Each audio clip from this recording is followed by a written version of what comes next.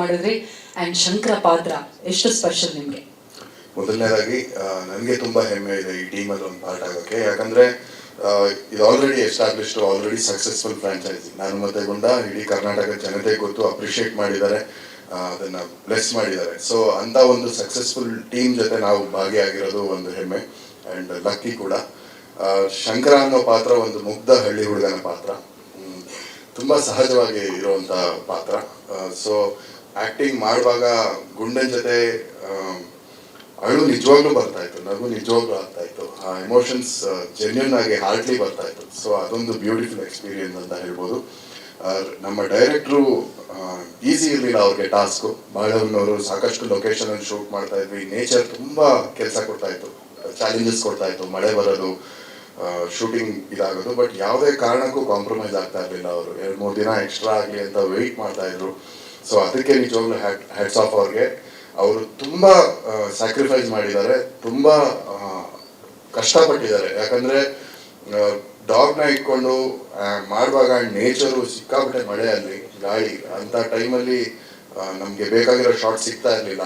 But time ಇರಲಿಲ್ಲ, location, ಅದು ಏನೂ ಕೇರ್ ಮಾಡಿದೆ ಮತ್ತೆ ಇನ್ನೊಂದಿನ ಆದರೂ ಪರವಾಗಿಲ್ಲ, ನಾವು ಕಾಂಪ್ರಮೈಸ್ ಆಗಬಾರ್ದು ಅಂತ ಮಾಡಿರೋದು ನನಗೆ ತುಂಬ ಹೆಮ್ಮೆ ಅನ್ನಿಸ್ತು. ಇಂಥ ಒಂದು ಟೀಮ್ ಜೊತೆ ನಾನು ವರ್ಕ್ ಮಾಡ್ತಾ ಇದ್ದೀನಲ್ಲ ಅಂತ. Tanvik youngster, very talented. ಸುಮ್ಮನೆ ನೋಡಿದ್ರು ಕ್ಯಾಮ್ರಾ ಥರ ನೋಡ್ತಾ ಇರ್ತಾರೆ ಮರಾಠಿ ಯಾವಾಗಲೂ ಅದೇ ಗುಂಗಲ್ಲಿರ್ತಾರೆ. Is very professional. ಆ್ಯಂಡ್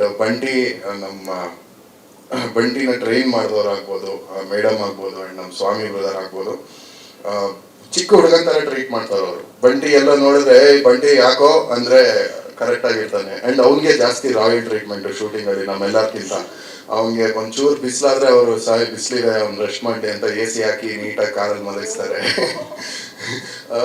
ಹೆಂಗೆ ಇವಾಗ ದೊಡ್ಡ ದೊಡ್ಡ ಫಿಲಮಲ್ಲಿ ಹೀರೋ ಬಂದ್ರ ಅಂತ ಹೆಂಗೆ ನಾವೆಲ್ಲ ಆರ್ಟಿಸ್ಟ್ ಕಾಯ್ತಾರೆ, ಆ ಥರ ಬಂಟಿ ಒಂದು ಅಂತ ನಾವು ಕಾಯಬೇಕು.